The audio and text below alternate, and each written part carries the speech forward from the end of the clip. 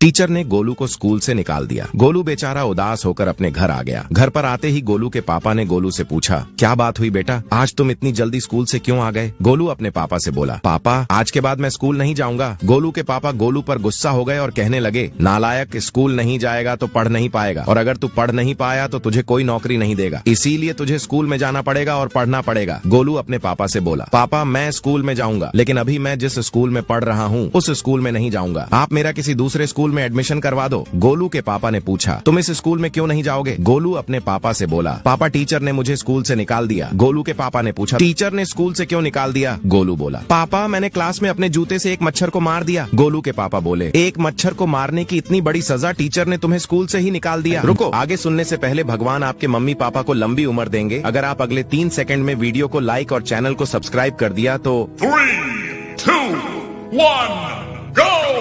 गोलू बोला, पापा मच्छर टीचर के गाल पर बैठा था।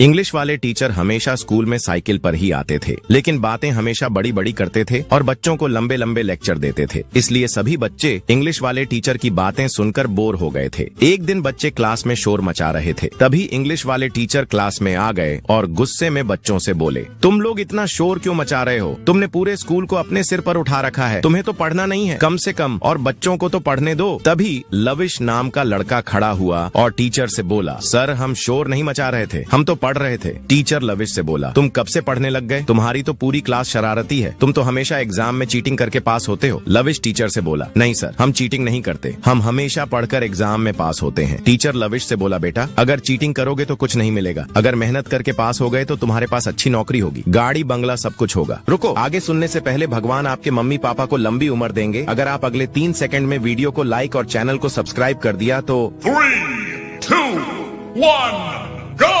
लविश टीचर से बोला, सर आपके पास गाड़ी बंगला कुछ नहीं है, आपके पास तो सिर्फ एक साइकिल है, इसका मतलब आप चीटिंग करके पास होते थे।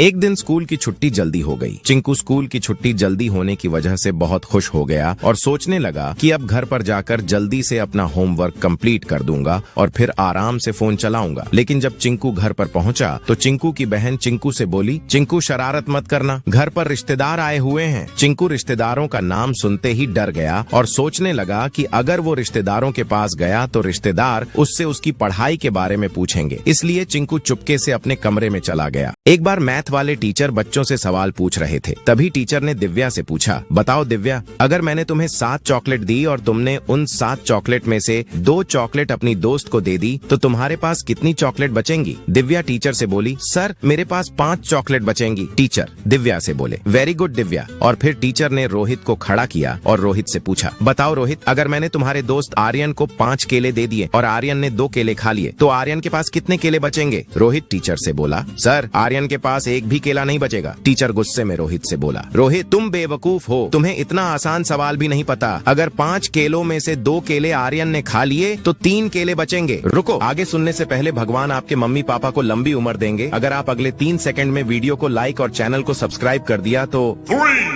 2, 1, go!